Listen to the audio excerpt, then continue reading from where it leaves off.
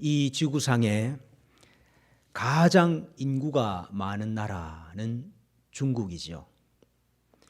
그 중국의 교회는 공산 정권에 의해서 핍박을 당하고 있습니다. 그러면 인구가 세계에서 두 번째로 많은 나라는 어디입니까? 인도입니다. 그런데 인도의 교회는 힌두 정권에 의해서 핍박을 당하고 있습니다.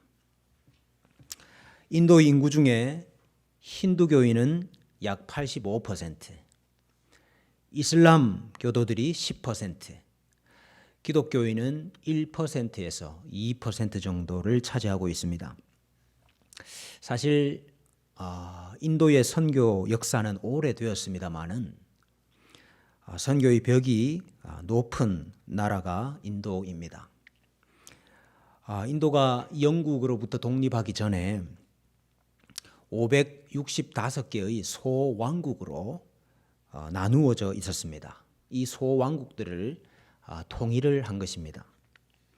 그러니 각 지방마다 문화나 언어나 많이 다릅니다. 예컨대 인도에는 언어가 1600개가 넘는다 그렇게 말을 합니다. 이런 것들이 선교의 장벽이 되죠. 또 잘 아시듯이 이 카스트 제도의 영향이 아직 남아 있습니다. 신의 몸에서 4개의 이 카스트가 나왔다 그렇게 말을 합니다. 신의 입에서 브라만이 나왔습니다. 입에서 나왔기 때문에 이 브라만은 사제나 학자가 됩니다. 또 팔에서 크샤트리아가 나왔다. 팔에서 나왔기 때문에 이들은 무사나 왕족과 같은 통치자가 됩니다. 또 다리에서 바이샤가 나왔습니다. 그래서 이들은 농민이나 상인이 되어서 생산 활동을 맡습니다. 발에서 수드라라는 것이 나왔습니다. 발에서 나왔기 때문에 다른 이 카스트들을 섬기는 역할을 하는 노예들이 되는 것입니다. 달리트는 이 4개의 카스트 어디에도 속하지 못하기 때문에 이것은 최하층의 천민이 됩니다. 그래서 이들과 접촉하면은 부정해지고 불결해진다. 그래서 불가촉 천민이라 그렇게 부릅니다. 근데 이런 이 계급, 이런 제도를 만든 것이 사람이 아니라 신이 그렇게 만들었다는 것이죠. 그렇기 때문에 이러한 제도들을 당연한 것으로 신의 섭리로 받아들이고 거기에 순응하는 것입니다. 그래서 조상의 직업을 그대로 물려받고 결혼도 같은 카스트 안에서만 행하는 것입니다. 물론 인도가 근대화되면서 사실상 기존의 카스트 제도는 무너졌습니다. 그러나 1000년이 넘게 지속되었던 신분 제도였기 때문에 인도인들의 의식 속에는 아직 여전히 이런 계급적인 사고방식, 신분 제도가 남아있다라고 볼 수 있습니다. 이런 계급적인 문화가 또 선교를 방해하는 요인 중에 하나입니다. 또 무엇보다도 힌두교를 말할 수 있죠. 힌두교는 다양한 신들을 섬깁니다. 브라흐만, 비슈누, 시바, 하누만, 게네샤 등 수많은 신들을 섬깁니다. 부처는 이 비슈누 신이 변신한 모습이다 이렇게 말을 하기도 합니다. 이 각각의 신들을 섬기는데 이들에게 각기 다른 주문 또 각기 다른 기도문을 올려야 됩니다. 그러니 얼마나 복잡하겠습니까? 그래서 사제들이 중요합니다. 그래서 이 힌두교에서는 사제의 권위가 아주 절대적이죠. 그리고 모든 것은 신의 뜻에 의해서 결정된다라고 생각을 합니다. 그래서 사람들은 내 소원을 비는 것보다도 그 신 자체를 경배하는 것을 더 중요하게 생각을 합니다. 그리고 그 신과 더 가까워지기 위해서 어떤 사람은 고행을 하기도 하고 어떤 사람은 쾌락에 심취하기도 하고 그 모든 것이 신과 더 가까워지기 위한 방법이다 그렇게 생각을 합니다. 겐지스 강의 물은 그들에게 성수지요. 이 겐지스 강에서 몸을 씻으면 그것이 영적인 정화력이 있기 때문에 그들의 영혼과 그들의 육체를 깨끗하게 한다, 그렇게 믿습니다. 또 이 강에서 죽으면 더 빨리 윤회의 이 수레바퀴 속에서 벗어날 수 있다라고 믿기도 합니다. 그래서 이처럼 뿌리 깊은 이 힌두교의 영향이 선교에 또 큰 벽이기도 합니다.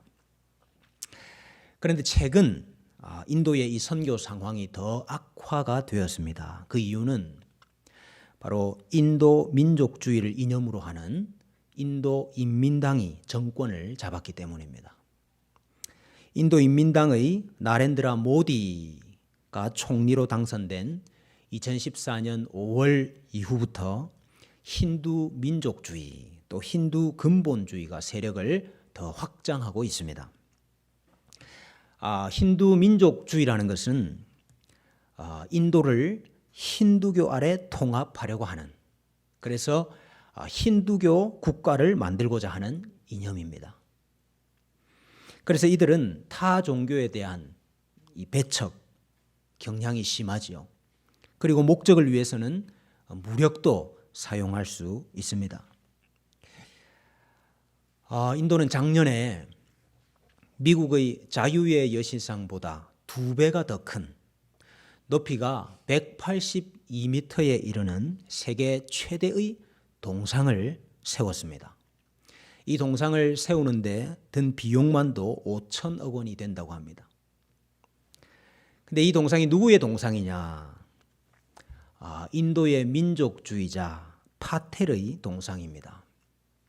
파텔은 인도가 영국으로부터 독립하는데 간디 다음으로 큰 영향력을 미쳤던 사람입니다. 여러분, 인도가 독립하기 전에 아까 565개의 소왕국으로 나누어져 있었다고 했지 않습니까? 근데 이 파텔은 그 소왕국의 군주들을 찾아가서 그들을 다 설득을 하고, 또 끝끝내 설득이 되지 않는 왕국들에게는 군대를 이끌고 가서 결국 그들을 다 굴복시키고 그 소왕국들을 다 통일시켰습니다. 그는 간디와 함께 독립운동을 하기는 했지만은 간디와는 또 다른 정치적인 이념을 가지고 있었습니다. 그것이 바로 힌두 민족주의입니다. 간디는 이 인도를 이슬람을 포함한 모든 이 종교를 포용하는 나라로 만들려고 했습니다. 그래서 이 종교 문제 때문에 인도와 이 파키스탄이 나누어지는 것을 반대하고 합쳐지기를 원했죠. 그러나 이 파텔은 힌두 민족주의자였기 때문에 인도와 파키스탄이 나누어지는 것을 찬성했고 결국 그의 바람대로 되었습니다. 인도에서는 최근 이 파텔을 새로운 영웅으로 칭송하고 있습니다. 그것은 이 힌두 민족주의를 고취시키기 위한 한 방편인 것입니다. 그래서 이들은 힌두교의 가치 아래 인도를 통합하려는 장기적인 비전을 가지고 있습니다. 힌두 민족주의를 고취시키기 위한 이러한 조치들은 이 선교 현장에도 고스란히 전달이 되어서 어려움을 많이 겪고 있습니다. 법적으로는 종교의 자유가 보장이 된 나라이지만은 그러나 타 종교, 특히 기독교와 교회에 대한 핍박이 심해지고 있습니다. 인도에는 급진적인 이 힌두교 단체들도 있는데 그들이 힌두교 성직자들과 또 군중들을 선동해서 교회를 급습해서 교회당을 부수고 또 예배를 방해하고 또 예배드리는 성도들을 끌어내서 구타하는 이런 일들이 많아지고 있습니다. 그런데 더 문제는 이들의 폭력에도 불구하고 이 같은 성향을 가지고 있는 정부 또 경찰이나 공무원, 관료들이 이것을 묵인할 때가 많다는 것입니다. 그래서 신고를 해도 아무 조치도 취하지 않는 그런 경우가 많이 있습니다. 그러니 이들의 폭력의 수위가 더 대담해지고 더 높아질 수밖에 없는 것이죠.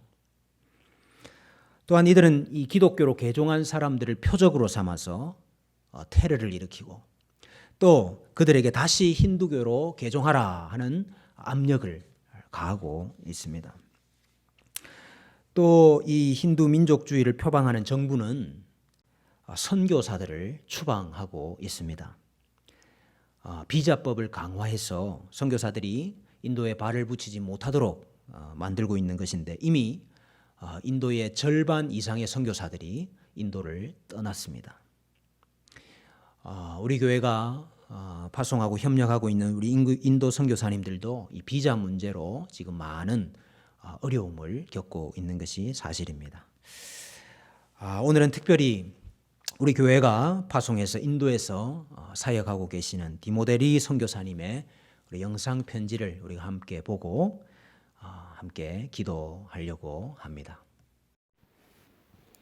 샬롬, 인도에서 사역하고 있는 선교사입니다.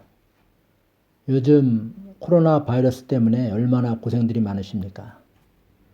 그럼에도 불구하고 인도 선교를 위해서 함께 수고의 짐을 지시고 기도해 주시는 우리 한동원 목사님, 여러 장로님들, 그리고 성도님들에게 진심으로 감사드립니다. 특별히 이번 고난주간기간에 인도를 위해서 기도해 주셔서 감사합니다.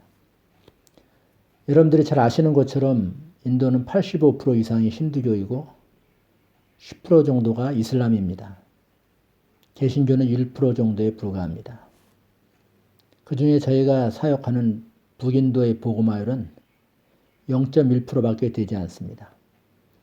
이런 상황에서 지난 6년 전부터 강력한 힌두교 조직의 근간을 두고 있는 BJP당이 정권을 잡고 난 이후에 기독교와 이슬람에 대한 핍박이 노골적으로 자행되어지고 있습니다. 그들은 성도들을 찾아가 다시 힌두교로 돌아오라고 협박을 하기도 하고 목회자를 폭행하거나 살해하는 일도 종종 일어납니다.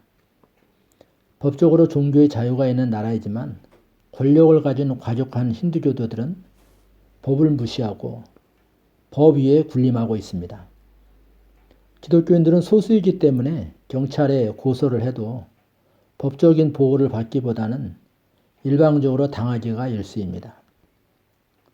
예를 들면 델리와 인접해 있는 이 UP주의 주지사는 힌두교 사제입니다. UP주에서는 작년에 정식 예배당 건물이 아닌 임대 건물이나 가정에서는 예배를 드릴 수 없다라고 하는 법을 만들었습니다. 그래서 그들은 교회를 합법적으로 핍박을 하고 있는 것입니다. 몇 달 전에는 임대 건물을 예배당으로 사용하고 있는 제가 잘 아는 현지 목사님이 주일날 예배를 드리는 중에 갑자기 힌두교도들이 들어와서 예배드리고 있던 목사님을 끌어내서 폭행을 하였습니다. 급기야는 경찰이 출동하여 유치장에 가두는 일이 있기도 하였습니다. 저희도 UP주에 9개 제자교회들이 있는데 두 곳을 제외하고는 모두 임대 건물을 예배당으로 사용하고 있습니다. 그래서 우리 사역자나 성도들이 늘 불안해하고 우리 모두가 다 자체 예배당을 갖기를 원하는 마음으로 기도하고 있습니다. 2년 전에는 UP주에 저희 아그라 제자교회를 섬기고 있는 목사님이 한 가정을 신방하는 가운데 힌두교도들에게 끌려나가서 폭행을 당하는 일도 있었습니다. 그러나 저희는 이런 핍박이 두려운 것이 아닙니다. 왜냐하면 어디서나 복음이 전파되는 곳에는 사단의 방해도 함께 있었기 때문입니다. 오히려 핍박을 받으면 받을수록 복음은 더 넓게 확장되어졌었습니다. 저에게 닥친 위기는 이런 핍박이 아니라 최근의 코로나 바이러스의 위기입니다. 지난 3월 25일 0시부터 4월 14일 24시까지 인도 정부가 강력한 봉쇄령을 발동하였습니다. 그래서 모든 건물들이 다 문을 닫고 상가들도 문을 닫고 모든 주민들은 다 집 안에만 있어야 하는 그런 강력한 봉쇄령입니다. 저희도 교회에 가야 할 때 갈 수가 없게 되었고 예배를 드려야 할 시간에 모일 수 없게 되어졌습니다. 지난 주일에는 자구책으로 우리 교인들과 전화를 해서 컨퍼런스 콜로 예배를 드렸습니다. 저희 사역자들은 전화로 늘 신방을 하고 그들을 위해서 기도하면서 이 환난의 시기를 극복해 나가고 있습니다. 그리고 하나님 앞에 회개함으로 하나님께서 이 재앙을 속히 거두어 주시기를 기도하고 있습니다. 아울러서 기도하는 것은 이 봉쇄가 끝나면 우리 성도들이 전보다 더 모이기를 힘쓰는 그런 자들이 되게 해달라고 기도하고 있습니다. 여러분들도 이를 위해서 기도해 주시면 감사하겠습니다. 저희들도 주님의 교회뿐만이 아니라 한국의 교회들이 이 고난의 시기를 잘 이겨내서 한국 복음화뿐만이 아니라 세계 선교에 크게 쓰임받는 선교 한국이 되게 해달라고 기도하고 있습니다. 감사합니다. 오늘 베드로 사도는 너희가 고난을 당하고 있지만 또 그 고난을 통해서 마귀가 삼킬 자를 찾기 위해서 두루 다니고 있지만은 너희는 믿음을 굳건하게 하여 그를 대적하라, 그렇게 말씀하고 있습니다. 그러면서 너희의 고난은 잠깐이라 그랬습니다. 왜 그들이 당하는 고난이 잠깐입니까? 그것은 우리를 영원한 영광에 들어가게 하셨기 때문입니다. 우리가 이미 받은 영원한 영광에 비하면 지금 이 땅에서 성도가 당하는 고난은 잠깐이라는 것입니다. 오늘 말씀과 같이 고난당하고 있는 우리 인도 교회와 또 우리 성도들, 또 우리 선교사님들, 하나님께서 친히 강하게 하시고 온전하게 하시고 굳건하게 하시고 털을 더욱 견고하게 해 주시기를 소원합니다.